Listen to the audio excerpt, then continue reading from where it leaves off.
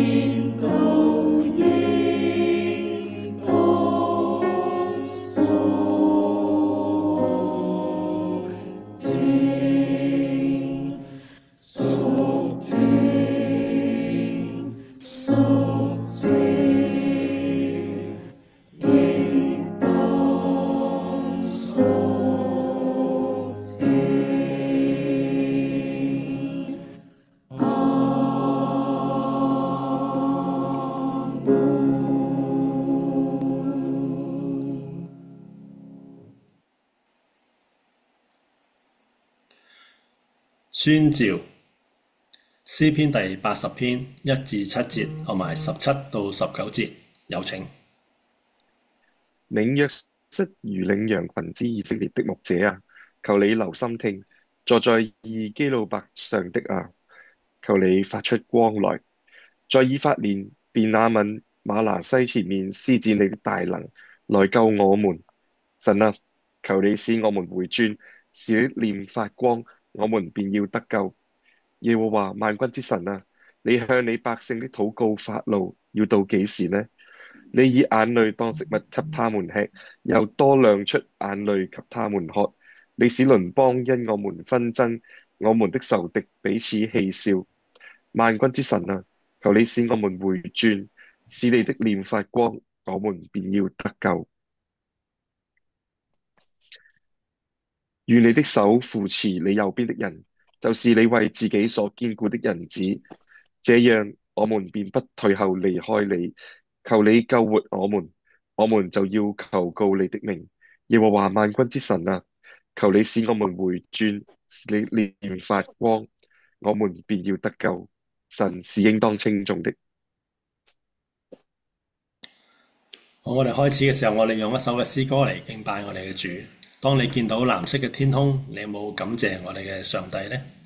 感謝一生有你。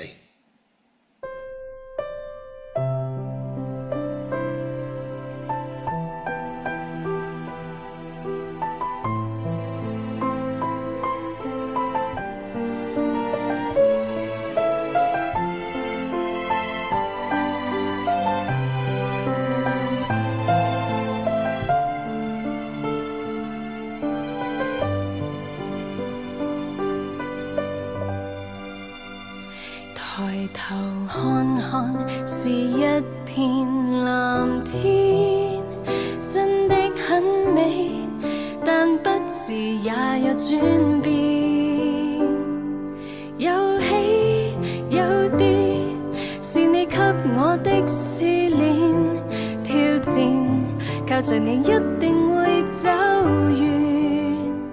我雖走過死蔭的幽谷，卻不驚怕，有你與我同在。你的竿，你的杖都安慰我，一生一世必有恩惠慈愛隨着我。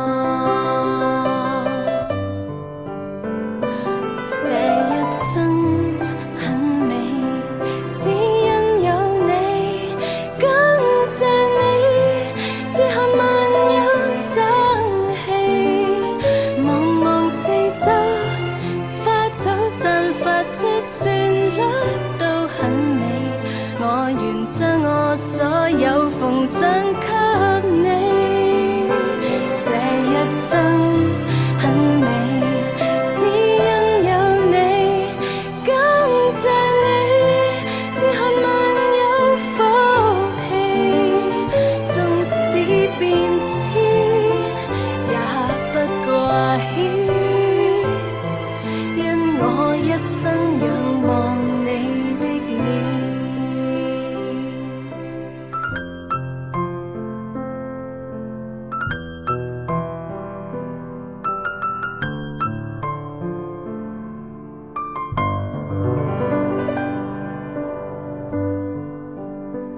抬頭看看，是一片藍天，真的很美，但不時也有轉變，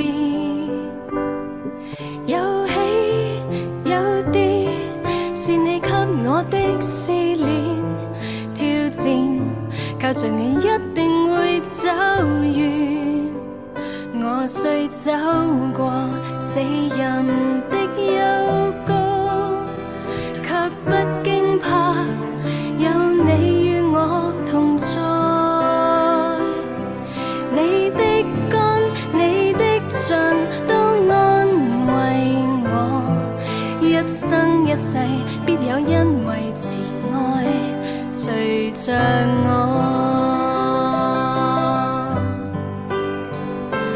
這一生很美，只因有你，感謝你，此刻萬有生氣，望望四周，花草散發出旋律都很美，我願將我所有奉上給你。這一生很美，只因有你，感謝你，此刻萬有福氣，縱使變遷，也不掛牽，因我一生仰望你的臉。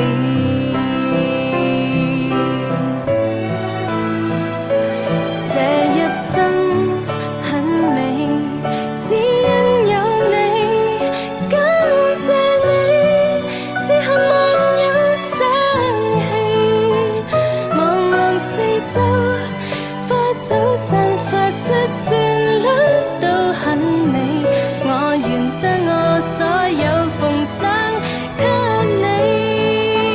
這一生很美，只因有你，感謝你，此刻萬有福氣，縱使變遷，也不掛牽，因我一生仰望你的臉，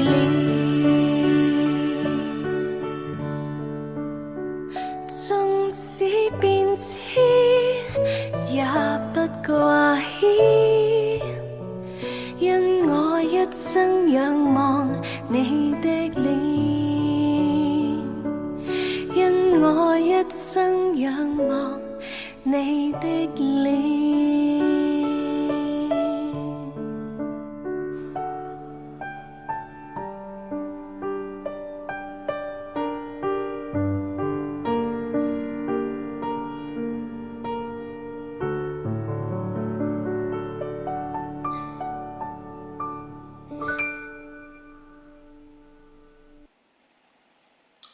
誦讀經文，以賽亞書第7章10到16節，有請。耶和華又曉諭亞哈斯說：你向耶和華你的神求一個兆頭，或求顯在深處，或求顯在高處。亞哈斯說：我不求，我不試探耶和華。以賽亞說：大衛家，你們當聽，你們使人厭煩豈算小事，還要使我的神厭煩嗎？因此，主自己要給你們一個兆頭，必有童女懷孕生子，給他起名叫以馬內利。到他曉得棄惡擇善的時候，他必吃奶油與蜂蜜，因為在這孩子還不曉得棄惡擇善之先，你所憎惡的那二王之地必自見棄。經文讀畢，感謝主嘅聖言。如果大家方便嘅話，一同站立，我哋同誦《使徒信經》。《使徒信經》係我哋基督教信仰嘅根基。我哋一同誦讀1、2、3起。我信上帝全能的父，創造天地的主。我信我主耶穌基督，上帝的獨生子，因聖靈感孕，由童貞女瑪利亞所生，在本丟彼拉多手下受難，被釘於十字架，受死，埋葬，降在陰間，第3天從死人中復活，升天，坐在全能父上帝的右邊，將來必從那裏降臨，審判活人死人。我信聖靈，我信聖而公之教會，我信聖徒相通，我信罪得赦免，我信身體復活，我信永生。阿門。各位請坐。我哋一同嚟禱告。慈悲嘅天父，我哋感謝你，因為你係嗰位創造天地萬物嘅主，亦都係為我哋成就呢個救恩嘅神。我哋感謝你，因為你為愛我哋人嘅緣故，甘願成為人喺世上被所有環境嘅約束，甘願更加嘅甘願喺十字架上邊犧牲，係成就你嘅救恩。主，我哋今個月12月，我哋要紀念主你嘅降生。主，我哋真係感謝你，你為到我哋呢班蒙恩嘅罪人喺十字架上面嘅犧牲，我哋實在要獻上我哋嘅感恩。主，我哋願意無論人喺邊個地方、邊個嘅世界、邊個角落聽到你嘅信息，希望到佢哋能夠接受你成為佢哋嘅救主。我哋可以一同嚟敬拜你，去親近你。主，我哋求主你都悅納我哋今天獻上嘅敬拜。我哋感謝你有你嘅僕人喺當中傳講你嘅信息。求主你用你嘅靈澆灌佢嘅口，能夠釋放你嘅話語，讓我哋聽得明白。我哋獻上咁嘅禱告，係奉靠主耶穌嘅名求。阿門。阿門。誦讀經文，羅馬書第1章1到7節，有請。耶穌基督的僕人保羅，奉召為使徒，特派傳神的福音。這福音是神從前藉眾先知在聖經上所應許的。論到他兒子，我主耶穌基督，按肉體說，是從大衛後裔生的；按聖善的靈說，因從死裏復活，以大能顯明是神的兒子。我們從他受了恩惠，並使徒的職分，在萬國之中叫人為他的名信服真道。其中也有你們這蒙召屬耶穌基督的人。我寫信給你們在羅馬為神所愛，奉召作聖徒的眾人，願恩惠平安從我們的父神並主耶穌基督歸於你們。經文讀畢，神嘅話語何等寶貴。我哋再嚟唱另一首嘅詩歌，我哋希望能夠藉着呢首嘅詩歌，你認識到我哋呢位榮耀嘅上帝。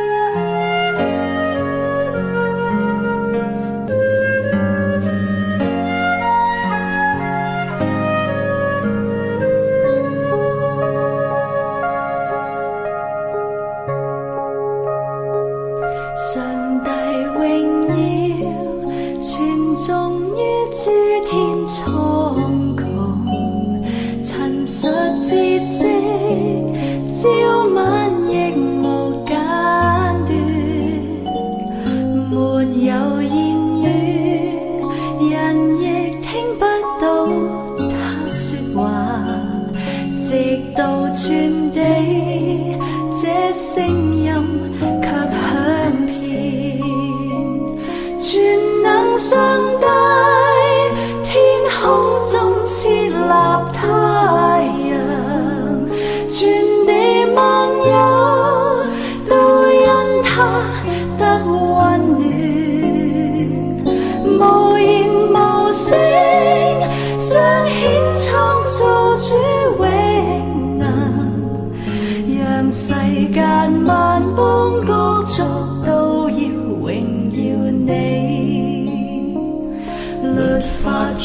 地，愚昧的因他聰明，憑藉法則，主蘇醒每顆心，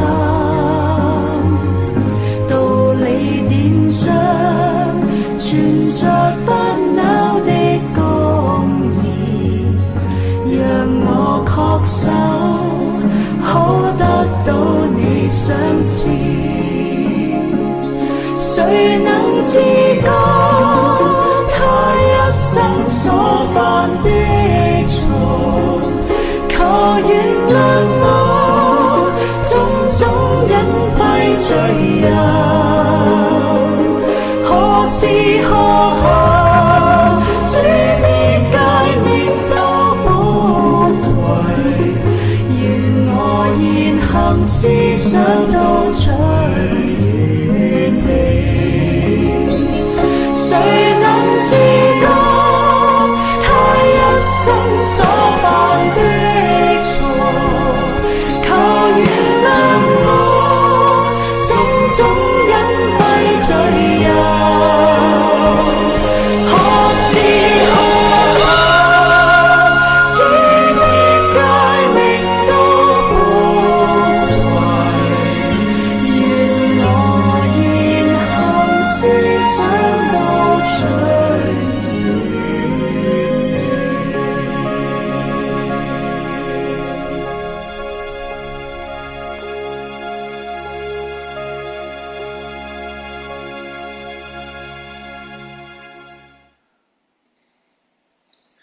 誦讀經文，馬太福音1章18節到25節，有請。耶穌基督降生的事記在下邊。他母親瑪利亞已經許配了約瑟，還沒有迎娶。瑪利亞就從聖靈懷了孕。她丈夫約瑟是個義人，不願意明明地羞辱她，想要暗暗地把她休了。正思念這事的時候，有主的使者向他夢中顯現，說：大衛的子孫約瑟，不要怕，只要娶過你的妻子瑪利亞來，因她所懷的孕是從聖靈來的。他將要生一個兒子，你要給他起名叫耶穌，因他要將自己的百姓從罪惡裏救出來。這一切的事成就，就是要應驗主藉先知所說的話，說必有童女懷孕生子，人要稱他的名為以馬內利。約瑟醒了，起來就遵着主使者的吩咐，把妻子娶過來，只是沒有和他同房。等他生了兒子，就給他起名叫耶穌。經文讀畢，願主嘅話藏喺我哋嘅心裏邊。跟住落嚟係信息嘅時間，我哋今日嘅講員係梅張建文少教牧師。梅牧師係加州救世軍榮休少教牧師。今日嘅講題係假若耶穌基督沒有降生。經文係嚟自提摩太前書1章13節到17節。我哋將時間交俾梅張建文少教牧師。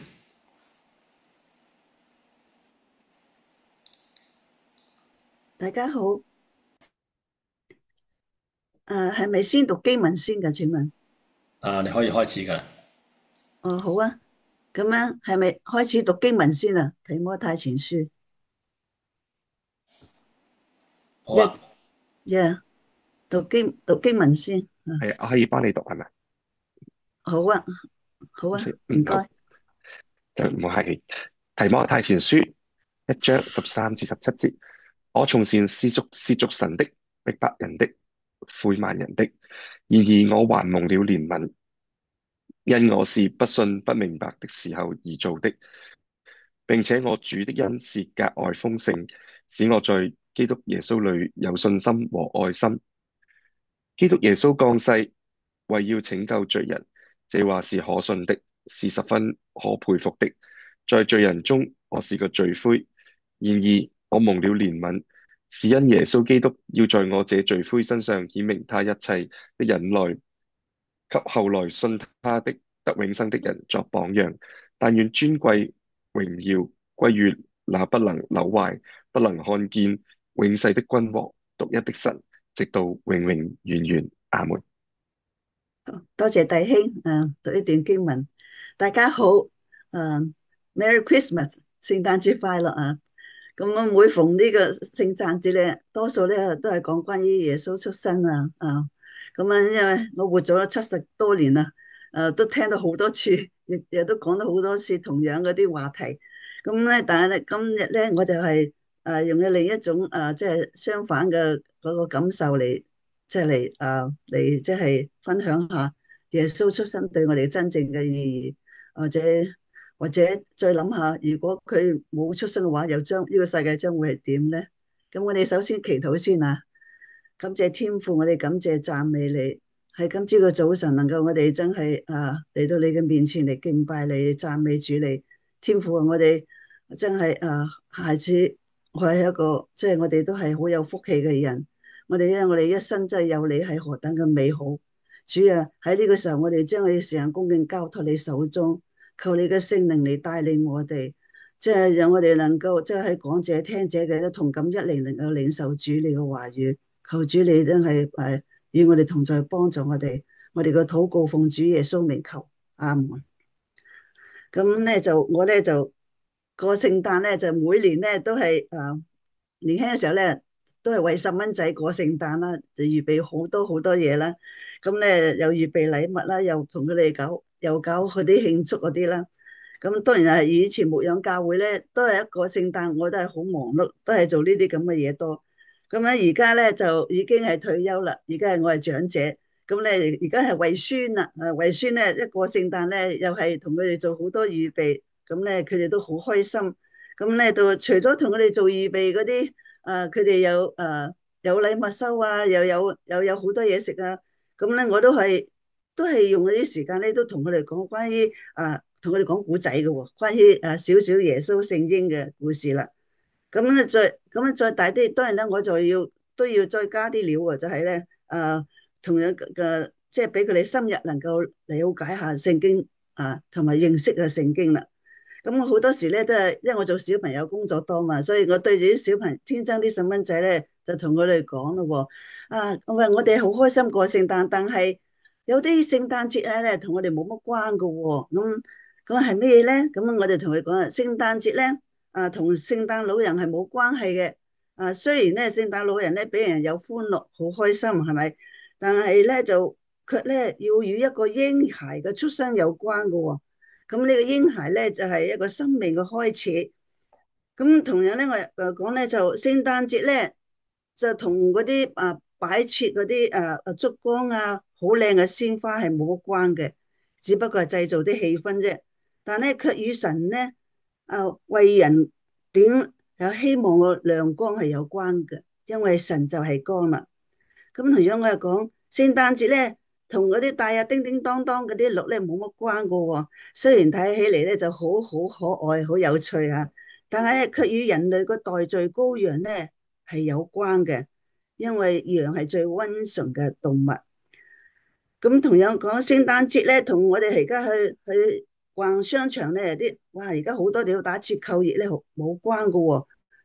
就算咧幾平嘅嘢我哋都要買，要付錢出錢買嘅，係咪？但係咧，卻與神咧為你預備嗰個免費嘅恩典係冇關嘅，係有關係嘅，係白白而得嘅。咁聖誕節咧，同你是否係咪收到人嘅禮物咧，係冇乜關嘅，只不過是一時嘅快樂。但係啲物質嗰啲嘢咧，都係暫時嘅，會最後消失。但係卻同你咧是否收到神嘅禮物係有關嘅，因為呢啲係無價之寶啦。咁聖嬰係為你而生，係咪？希望係為你點亮，羔羊係為你被殺，恩典咧係為你預備救恩，禮物咧係指明係俾你嘅。聖誕節係神嘅道成肉身，撒旦嘅戰慄，靈界嘅撼動。聖誕節係敬畏、感恩、歡欣、頌讚嘅日子。願你喺呢個日子裏面預備我哋嘅心房去朝見救主。願你喺呢一日唔見人，只係見耶穌。喺聖誕節裏面，一個好古舊嘅故事，佢係咧記憶係猶新。聖誕節個故事，佢雖然係好古舊，係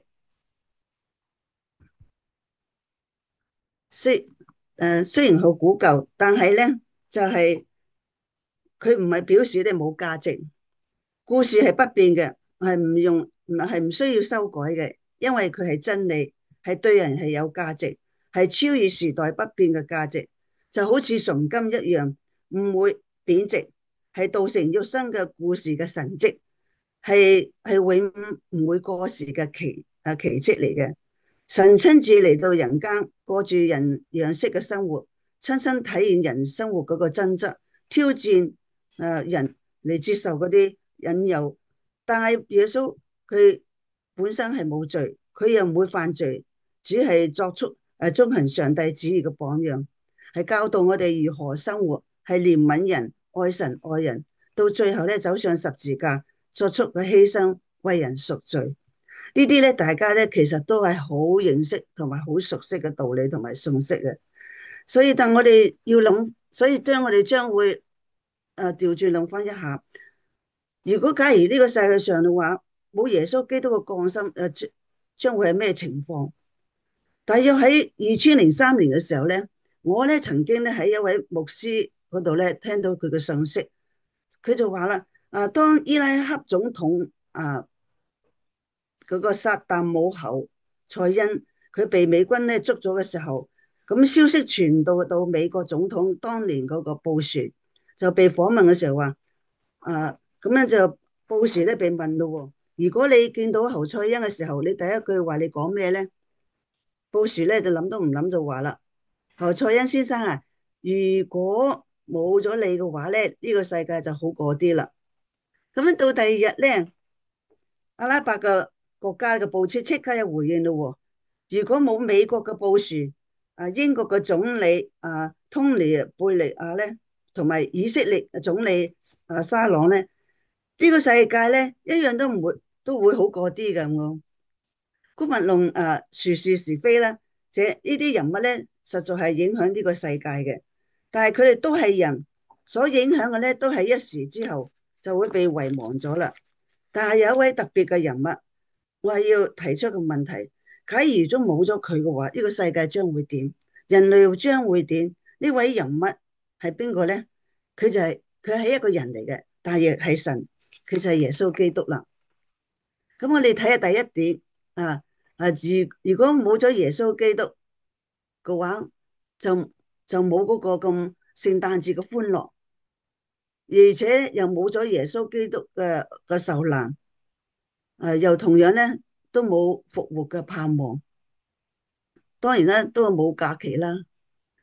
咁歷史咧就必定咧就會改寫咗啦。如果從正面嚟睇咧，耶穌基督降生為人，其實改變咗人類嘅歷史。自古以嚟咧，人類咧都喺尋求一位高尚嘅人物，能力咧大過自己嘅人物，因為佢可以帶俾人能夠有平安安慰，係填滿心靈嘅空虛。門徒咧已跟耶穌咧到一段時間啦，但係佢哋都仲未搞清楚耶穌係邊個，係要去喺邊度。咁耶穌就對佢哋講啦：我就是道路、真理、生命，若不藉着我，沒有人能到哪裏去。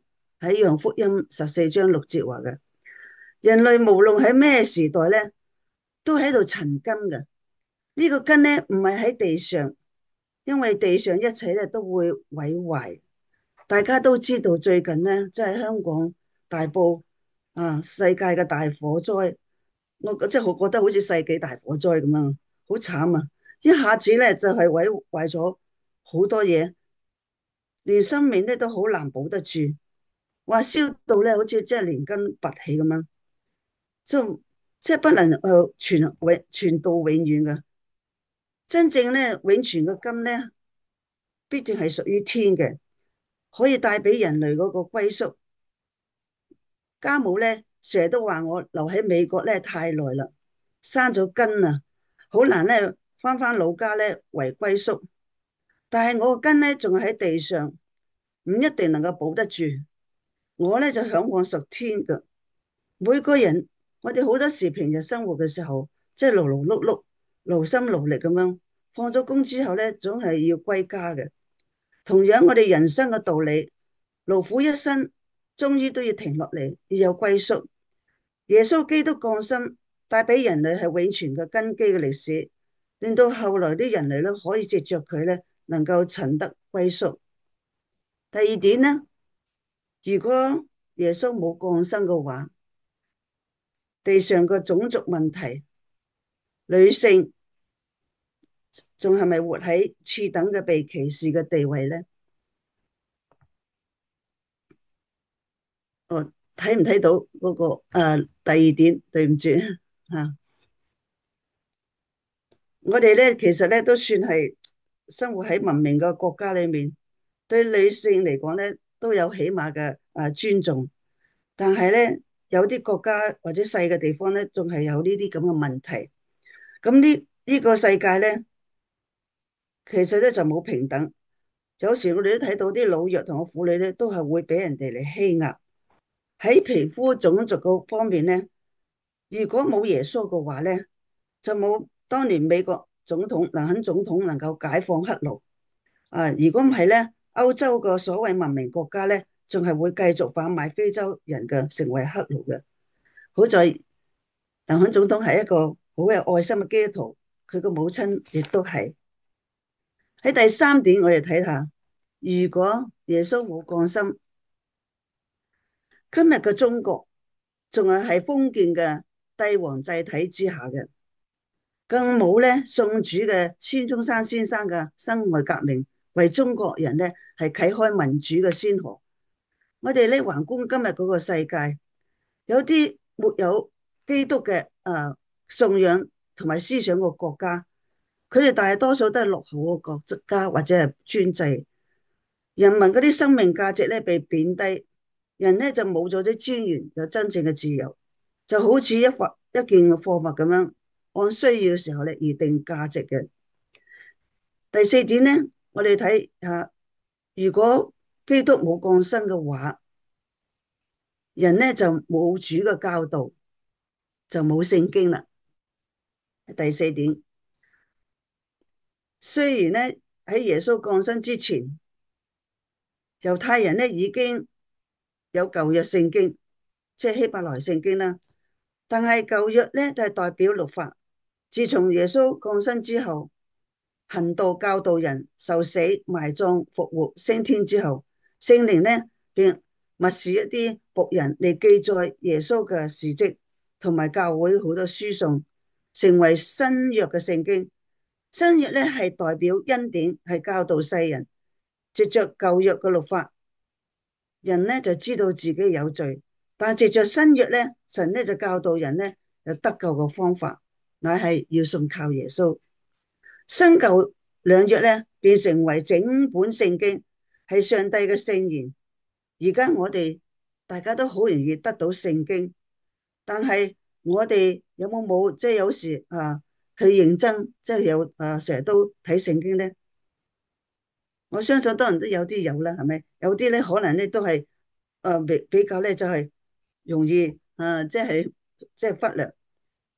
咁第五點啦，我哋又再嚟睇下，如果耶穌基督冇嚟嘅話，我哋就唔能夠聽到或者讀到耶穌嘅用比喻嘅教導，喺第五點，更加咧就冇話浪子回頭嘅比喻嘅故事，我哋咧更加難知道有天父上帝係對人嘅愛，亦冇機會聽到話好撒瑪利亞人嘅故事嚟提醒我哋邊個係我哋嘅鄰居。原來呢啲係好需要我哋幫助嘅人嘅，就係我哋嘅鄰舍啦。如果耶穌唔嚟嘅話，我哋就唔知道愛人如己嘅道理。好，第六點啦，如果耶穌唔嚟嘅話，使徒保羅咧係咪仲係舊時咁高傲嘅掃羅咧？聖經咧更冇好似保羅嘅書信，咁咧更加咧福音咧就冇機會咧傳到歐洲甚至世界各地，甚至中國添。如果耶穌唔嚟呢個世界嘅社會就冇文明，要知道文明嘅社會，定唔係話呢個國家社會發明咩好多科學或者技術係點樣發達，而係咧喺文明係產生有咩嘢嘅品格嘅人。因為聖經係上帝嘅聖言，裏面咧係有耶穌嘅事蹟同埋教導，佢嘅一言一語、一步一步嘅腳蹤，都成為神活潑嘅生命嘅之道，可以產生人有高尚嘅品格。文明係要知道，要人知道話要互相尊重，要平等對待，要彼此相愛。我哋咧係要尊重人，等於尊重人。我哋尊重人咧就等於係尊重神。因為咧，我哋每個人都係按住神嘅形象而做嘅。如果耶穌唔嚟嘅話咧，耶穌個聖經就唔會存在，人咧就會失去上帝嘅聖言，人類咧就失去咗人生嘅方向，繼續喺黑暗中裏面行走。人失去咗生活嘅指南嘅話咧，生命咧就失去咗個目標啦。好，第七點啦，我哋嚟思想下，假若耶穌基督唔嚟嘅話，救贖嘅大功就唔能夠成就。人類咧墮落咗永遠嘅塵勞，唔能夠自拔。但係保羅話啦，基督耶穌降世為要拯救罪人，人都係活喺罪惡裏面，到處我哋都有肉體嘅情欲、眼目嘅情欲嚟引誘，定甘心嘅驕傲，喺約翰福音記載嘅。我哋人類將好最終成日都喺度打滾，永遠咧就冇辦法脫離個身體。我哋冇辦法擺脫，因為上帝嘅公義嘅審判對最後咧罪嘅工價係乃是死的刑罰。但係好在我哋有耶穌基督降生，而且為人類嘅罪咧嘅緣故上咗十字架，代咗死嘅刑罰。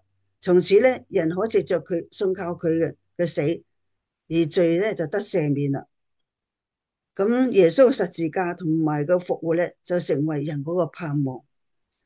第八點啦，我哋嚟睇下，假若耶穌唔嚟嘅話，上帝恩典嘅門咧就冇辦法打開，人咧就唔能夠進入永生。就算人咧要靠自己尋找嗰啲舊法，無論咧我哋點樣嚟默想潔身自愛、積善做功德，甚至閉關自修都係冇辦法能夠解決我哋死後永生嗰個大問題嚟嘅。咁有人會問啦，如果只有耶穌基督救恩先能夠救人嘅靈魂，點解今日仲有好多人唔能夠得救呢？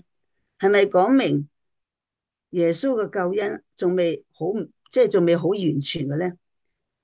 呢個問題可以咧，從一個牧師或者同埋一個唔相信神嘅一個理髮師嘅故仔試下嚟解答下。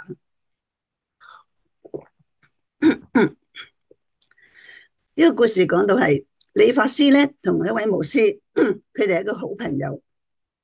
咁每一次當牧師去剪頭髮嘅時候咧，嗰位牧師咧總係唔會放過呢個機會向佢傳講耶穌基督嘅救恩。但係個理髮師咧總係一笑置之，都唔肯相信。咁樣有一日咧，最後咧就個牧師咧剪完頭髮之後咧。咁樣理髮師就要收鋪啦，因為咁啱牧師係最後一位顧客啊嘛。牧師咧就同佢一齊嚟，大家陪住一邊行翻屋企啦。咁佢哋咧就不經不覺行到一個市區裏面嘅貧民區。咁理髮師咧就有感而發就話：照你所講如果耶穌真係愛世人嘅話，點解佢容許呢啲人喺度受苦，喺度咁貧窮？仲有暴力喺度發生呢？點解耶穌唔拯救呢個地區嗰啲人呢？個理髮師咧就理直氣壯咁喺質問嗰位老牧師啦。正在喺呢個時候咧，喺迎面喺轉彎角咧走嚟咗一個街頭露宿者，即係我哋呢度嘅 homeless。咁咧擦過佢哋嘅身邊，咁咧佢哋就聞到佢身上嗰啲臭味同埋好污糟滿面鬍鬚頭髮咧就長長啦，又打晒啲結嗰啲，咁咧就好唔，佢成個人你可以想象得到流浪者嘅模樣啦。咁咧就老牧師咧就問阿理髮師咯喎，佢話你係一位好出色嘅理髮師咧，係咪？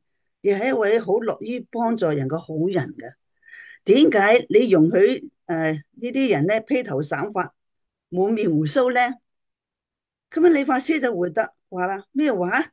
點解你會問我呢啲冇道理嘅問題㗎？咁講，因為呢啲人咧，佢哋都從來都唔會嚟俾機會我同佢哋打理一番。咁咧就冇老師就話啦，就係呢個道理啦。嗱，呢啲人咧，佢哋咧就冇自己咧嚟處理自己打理自己一番，又唔肯讓人嚟幫助佢哋，所以咧佢哋係冇辦法能夠就得救，能夠過好嘅生活啦，係咪？原因佢哋係拒絕咗耶穌基督嗰個免費嘅幫助，同埋佢嘅救恩。喺基督教嘅救世軍裏面咧，我哋個教會之外咧，我哋都其實開咗好多嗰啲收容所，係接納咧嗰啲流浪漢咧，就流浪嗰啲不良男女都有啦，係咪？俾佢哋咧有暫住嘅，同埋俾佢哋有機會沖涼或者提供三餐嘅食物，亦有咧有禮拜堂咧，我哋咧都係供應靈糧咧，同佢哋喺度傳福音嘅。但係咧有啲人咧，都係多數都有啊。佢哋住得唔夠幾日，即係佢哋自動就要離開啦。因為咧，佢哋話收容所太多規矩啊，佢哋情願咧就自由自在，想點就要點。加上咧成日同佢哋講耶穌咧，聽唔入耳咧，佢哋就離開啦。當然咧，亦有部分啲人咧願意接受幫助，又有啲人咧真係聽咗福音而得救添，甚至。有啲咧不單止得救，甚至願意咧奉獻俾神。所以我哋救世軍有啲牧者咧，佢哋嘅背景咧，有啲背景咧，真係好複雜嘅。但係咧，佢哋有一個好大嘅改變，佢哋願意即係認罪悔改，甚至要跟隨神，甚至願意侍奉神，甚至咧仲有神學院，成為咧今日嘅牧師添。我哋真係作為基督徒嘅我哋，有冇諗過究竟基督耶穌點解要降生？佢嘅降生嘅目的係咩咧？我哋頭先嘅經文上面都有讀到，係為要拯救罪人。耶穌呢個名嘅意思係要將自己嘅百姓從罪惡裏救出嚟。呢個自己嘅百姓唔單單指猶太嘅以色列民，係一切嘅人。所以一句聖經咧，就更加大家都係好熟悉，同埋都好明白。喺約翰福音3章16節話，一切嘅人就因為上帝愛世人，甚至將他的獨生子賜給他們，叫一切信他的不至滅亡，反得永生。耶穌就係全世界係最美嘅名。對於呢個名咧，我哋係咪只係輕輕嘅描一描就算咧？有冇將佢咧係刻在我哋心上邊？大家都認識到耶穌呢個名咧嘅意思就係救世主。耶穌嚟呢個世界目的係要拯救我哋，因為我哋喺罪中嘅刑罰中裏面冇辦法可以自救嘅。唔理我哋係幾善良，係幾好人，都冇辦法除去咗我哋嘅罪性。唯有耶穌先至能夠替我哋解決罪嘅問題。所以呢句話從罪惡中救我哋出嚟。我哋都會相信呢個係一個罪惡嘅世界，呢啲罪惡咧可以即係令到人咧會變咗樣、變咗質、變壞。因為我本身係好中意畫畫嘅人嘅，所以有時我好留意好多畫中除咗畫嘅欣賞，背後畫中嘅故事更加即係令我咧更加好留意。有一位畫家咧就好。即係用咗好多年啦，先至完成一幅畫喎。咁咧呢幅畫好有意思嘅，叫做《天使與魔鬼》。開始時候咧，個畫家咧佢都揾到一個容貌咧好俊美、好年輕啦，係咪又係好似咧即係靚到好似天使咁樣嘅模特兒。咁就完成咗個天使一部分啦。咁啊輪到要想畫魔鬼個樣咯喎。咁佢揾嗰啲模特兒咧。都花咗好多年時間，佢總係揾唔到佢稱身嘅魔鬼嘅模樣。到最後啦，佢終於揾到啦，竟然咧就係好多年前咧畫天使嘅同一個人。睇睇人啦，正喺呢個罪惡嘅大染缸咁多年咧，本來即係鐘都變咗更，有啲嚇。咁咧其實即係因為有罪咧，好多時咧都唔理係乜嘢，都係你嘅做好人好，做壞人好，都會由我哋心裏邊發出嚟嘅嗰個。但係咧因為我哋有犯罪，人類有犯罪，所以好多時令到人嗰個容貌咧會扭曲咗。嗱，呢個就係相由心生嘅效果啦。嗱，點樣扭曲咧？好多時我哋都目睹到人咧，本來咧係好好地一個樣嚟嘅，都會有因為過度整容，就已經就又變咗好似唔同咗。有啲人過度嘅紋身啊，或者古靈精怪嗰啲髮型啊、顏色啊、服裝舉止啊，咁咧佢哋，但係好多時咧，佢哋都覺得呢個係佢哋罪中之樂啊，佢哋唔覺得呢個係罪啊。總之我冇殺人放火咧，我就唔係罪人咁樣。但係聖經同佢哋講話，自己其實咧喺度呃自己。喺約翰一書1章8節喺度講，我哋若說自己無罪咧，便是自欺，真理咧就不在我哋心裏面啦。唔肯認自己係個罪人咧，神咧睇為咧係人嘅驕傲，呢個都係罪。如果要得到耶穌嘅救恩，必須要謙卑承認自己係個罪人。有罪嘅本性咧，事實上講真，我哋一生咧免不了咧一定會犯罪噶，唔理係多定係少。所以咧，我哋必須要好小心嘅防範。下一點咧，我哋再睇下，除咗耶穌個名，佢又稱為基督。基督係意思係受膏者。古代嗰啲猶太人咧係好尊重祭司同埋君王，所以喺立祭司同君王嘅時候咧，佢哋必定用香膏喺頭嗰度倒落嚟，叫做膏立，係尊貴嘅象徵，係神所立嘅。因此耶穌係受膏者，佢係天父嘅獨生子。本來咧佢喺天上係個君王嚟噶，佢係獨一嘅神嘅。而家佢降世為人，佢紆尊降貴、謙卑嘅表現咧，即係令到我哋去學習。其實就諗下，我哋何等樣嘅人啊，值得耶穌要咁樣做咧？嗱，佢有一個大祭司嘅身份，因為佢係為咗要上十字架，成為代罪嘅羔羊。所以咧，你哋記唔記得就係曾經施洗約翰嚟宣言話啦：看啊，神的羔羊，除去世人嘅罪孽。喺歷史嘅背景裏面，古時咧，每一個早晨或者黃昏咧，啲祭司咧都係喺聖殿裏面咧，會為人民咧係嘅罪咧獻上一隻羊羔嘅。以賽亞書咧曾經都預言神嘅僕人彌賽亞咧會如好似羊羔咁樣被牽到宰殺之地。喺以賽亞書35章7節咁記載，生命咧必須獻上以繳付買嘅公價，而神咧就選擇咗由佢自己預備祭物，耶穌作為一個好完美嘅祭聖咧而死嘅，世人嘅罪孽咧就得以可以除去啦。呢個就係我哋罪得赦免嗰種途徑。喺哥林多前書5章7節下話，因為我們咧喺逾越節嘅羊羔嘅基督已經被殺獻祭了。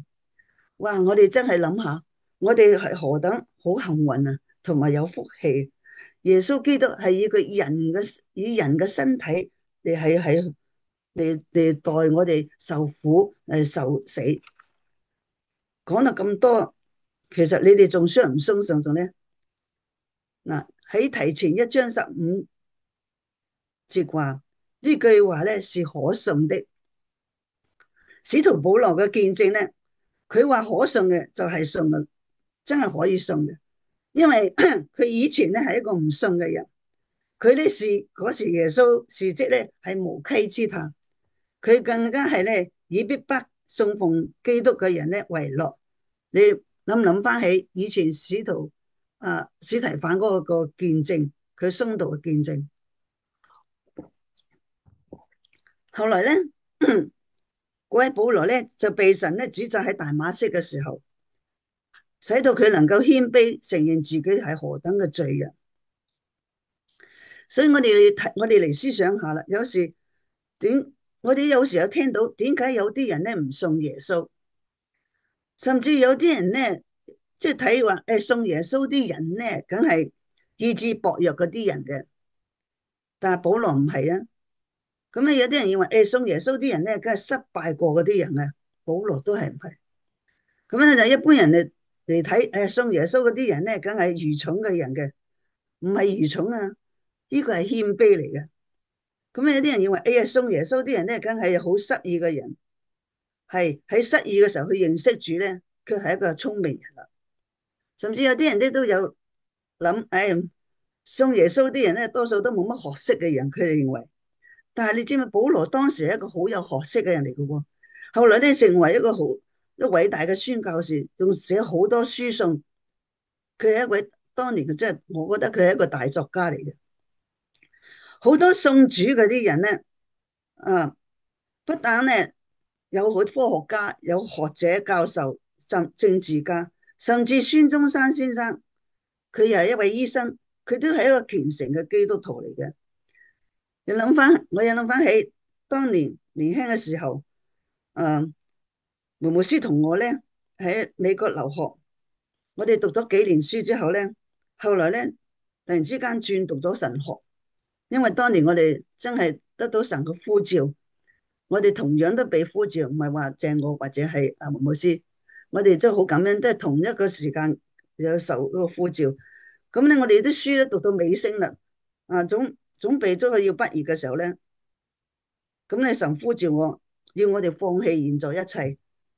咁好多人咧就話，好多人咧都認唔係好明白，佢哋話你甚至有啲人話，梗係你讀下讀唔掂啦，讀唔成功啦，所以而家走去轉讀神學啦咁樣，佢哋咁樣諗。咁所以呢啲係一般人嘅諗法啦嚇。但有啲人咧就睇到話信耶穌嗰啲人咧，梗係咧迷信啊，話我哋好迷信。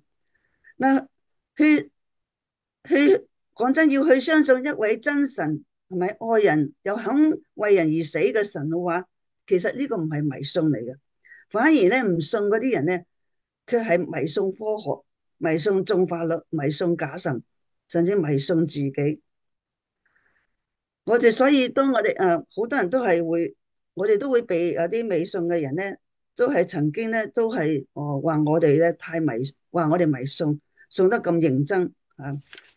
咁好啦，第三點我哋睇下下段個經文，就係呢個故事或者真理係十分可佩服嘅。除咗我哋可信，我哋就可以佩服嘅喎。可以佩服、可信、可佩服嘅英文咧，亦成話係可以信靠嘅，係信得過嘅。可以佩服係保羅親身嘅體驗，我哋就可以都係睇到提摩太前書1章13、14節裏面都有睇到嘅。因為佢曾經咧以前有褻瀆神啦，將神嘅榮耀咧當作係一個笑話啦，係咪？有詆毀過神啦，又曾經咧又逼迫個人，又逼迫神啦，咁咧佢後來佢承認自己而家咧係最終個禍首，但係神咧佢卻憐憫一個本來敵擋佢嘅人，改造佢，而且呼召咗佢受神所用。所以好多時咧，我哋都會睇到，如果係神嘅旨意嘅話咧，係可以改變曾經對神有懷疑、有偏見、有固執、係頑強嘅人嘅。因為神嘅恩典係格外嘅豐富，使到佢喺主裏面咧有信心、有愛心，係以前冇嘅，而家都可以得到改變。呢個就係福音嘅大能，係要救一切信佢嘅人，所以係可以佩服的。最後嘅結論就係耶穌基督嘅降生，真係好似福從天降咁，借着神嘅話語同埋聖誕好多嘅聖誕嘅歌詞，能夠認識到主耶穌基督更加深。聖誕節咧係個感恩，而係人反省嘅時刻。原來佢嘅卑微嘅降生，到後來嘅十字架上面嘅犧牲同埋死後嘅復活，帶俾世界有巨大嘅影響。喺2000即係多年嚟，耶穌個愛藉着即係上帝個愛藉住耶穌基督嚟彰顯喺我哋嘅世間裏面。我哋年年都會睇到啊，都會紀念聖誕節，代代相傳到而家，都係冇人嚟消除嗰個聖誕節。如果講真，冇呢個事實咧，冇耶穌基督降生嘅事實嘅故事咧，點可以仲可以保留到現在咧？所以咧，救恩個恩典門啊，係仍然係開住嘅。要睇到我哋而家今時今日嘅時代越嚟越邪惡啊！而家正係世俗，甚至美國一年一年咁已經淡化咗聖誕節嘅真正嘅意義。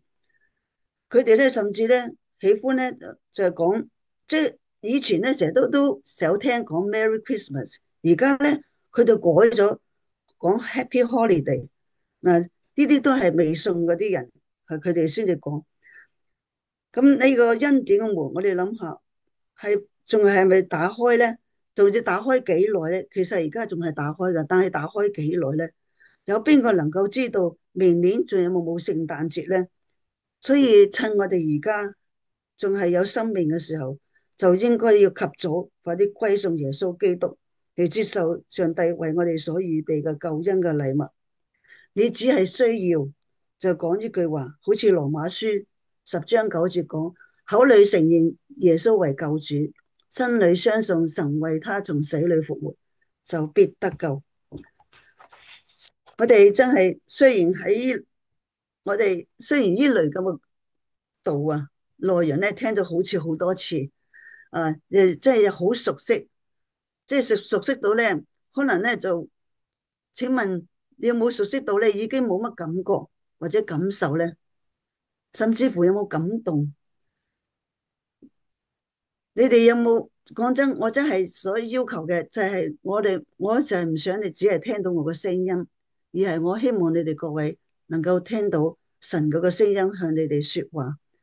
通常咧，我聽古仔咧，我聽一次就夠啦。但係呢位古舊嘅故事咧，我係百聽不厭嘅。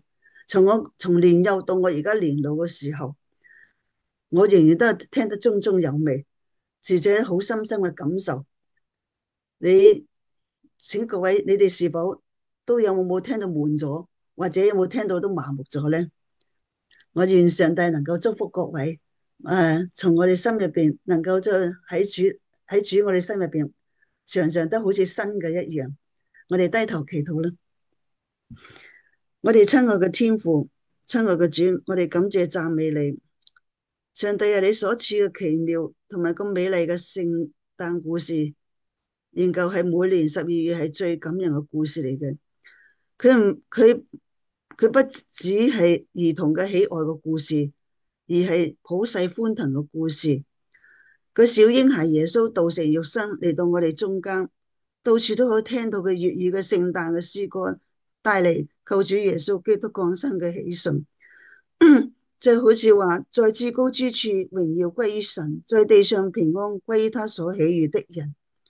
主啊，我哋感謝你，即係聖誕節帶嚟神嗰個救贖、寬恕、復和同美善同埋永生，讓我哋信徒能夠體會到新生命嘅喜悅，脫離咗我哋舊我，感受被愛，又去愛人。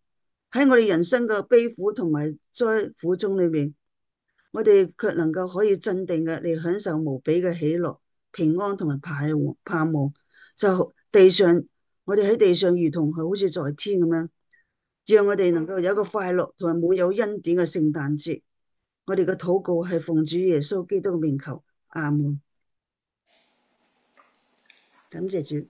我哋好多謝梅牧師嘅信息。我哋聽咗剛才嘅信息，你願意接受耶穌作為你個人嘅救主，我願意你掃呢個屏幕上嘅二維碼，作一個簡單嘅回應。如果你願意加入我哋侍奉嘅團隊，我哋都請你掃呢個二維碼，作一個回應。我哋會有同工同你聯絡嘅。我哋嚟唱一首回應詩歌。耶穌他愛你，所以有聖誕節。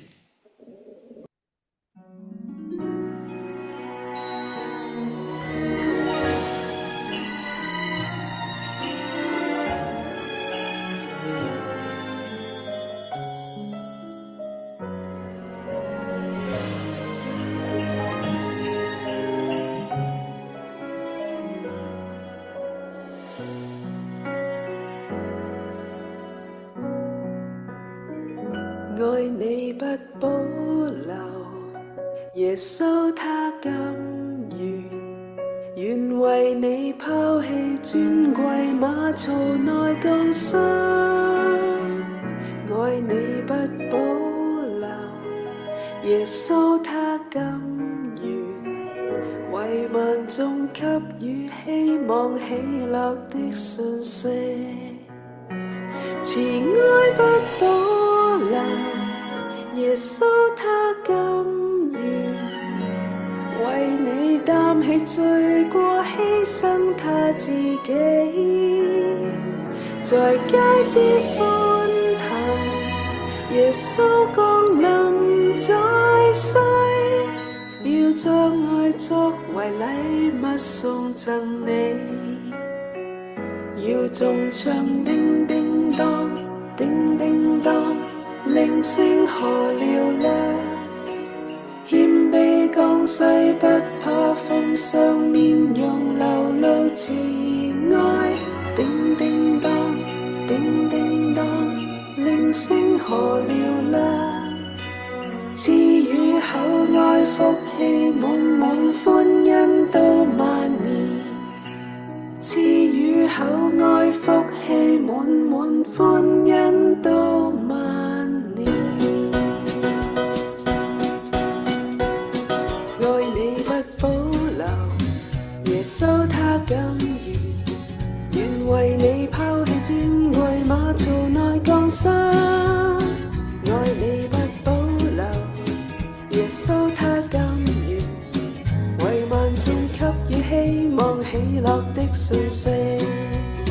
慈愛不保留，耶穌他甘願，為你擔起罪過，犧牲他自己，在佳節歡騰，耶穌降臨在世，要將愛作為禮物送贈你，要眾唱叮叮當，叮叮當，鈴聲何了啦，謙卑降世不怕奉上面容流露慈愛，叮叮當，叮叮當，鈴聲何了啦，賜予厚愛福氣滿滿歡欣到萬年，要眾唱叮叮當，叮叮當，鈴聲何了啦，謙卑降世不怕奉上面容流露慈愛，叮叮當，叮叮當，鈴聲何了啦，賜予厚愛福氣滿滿歡欣到萬年，賜予厚愛福氣滿滿歡欣全萬世。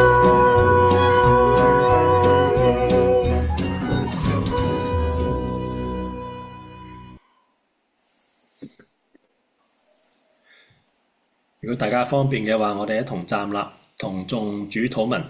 主禱文係昔日耶穌教導我哋點樣去禱告嘅。1、2、3起。我們在天上的父，願人都尊你的名為聖。願你的國降臨。願你的旨意行在地上，如同行在天上。我們日用的飲食，今日賜給我們，免我們的債，如同我們免了人的債。不叫我們遇見試探，救我們脫離兇惡。因為國度、權柄、榮耀，全是你的，直到永遠。阿門。我哋同唱3、1頌。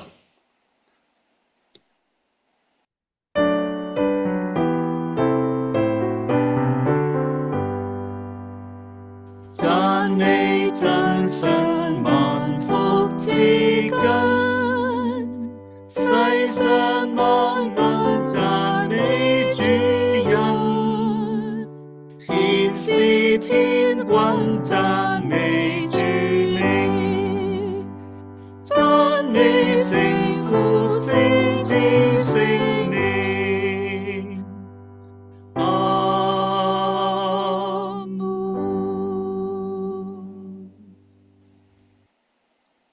各位清楚，跟住落嚟係有啲下週嘅主日係2025年12月28日，下週嘅講員將會係陳啟柏老師。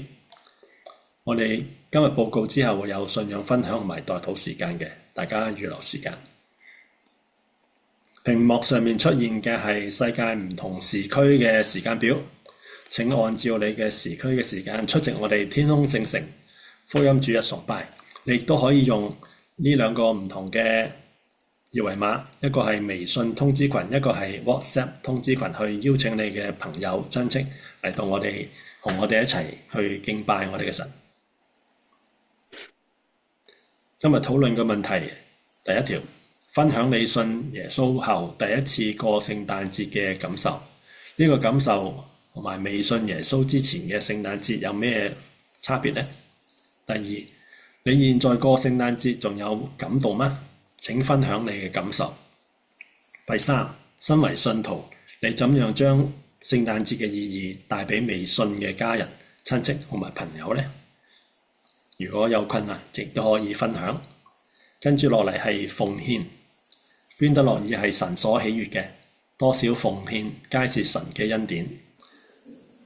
左手邊嘅二維碼係適合中國嘅朋友使用，右手邊嘅二維碼係適合全球嘅朋友使用。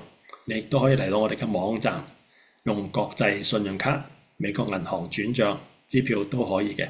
我哋為獻金作一個簡單嘅禱告。主慈悲嘅父，我哋感謝你，你叫我哋喺世上邊有能力去賺取金錢，呢啲嘅恩典都係從你而嚟。我哋願意獻上微小嘅，用喺你嘅聖工上邊。主你俾我哋有智慧，點樣去運用呢啲嘅金錢。我禱告係奉靠主耶穌嘅名求，阿們。北美基督燈台協會全球嘅課程，我哋提倡係終身持續學習。只要你掃呢個屏幕上嘅二維碼呢，你就可以登記，即刻就可以睇返我哋呢一年裏面，甚至係過往幾年嘅所有嘅課程。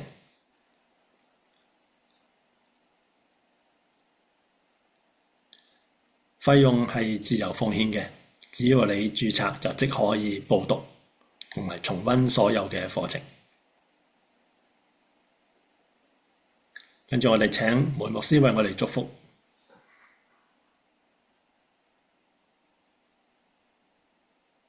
親愛嘅天父，求你幫助我哋記得耶穌嘅出生，讓我哋可以分享天使嘅歌聲，口唱心和讚美主，定牧養人嘅喜悅，以及博士們嗰個敬拜。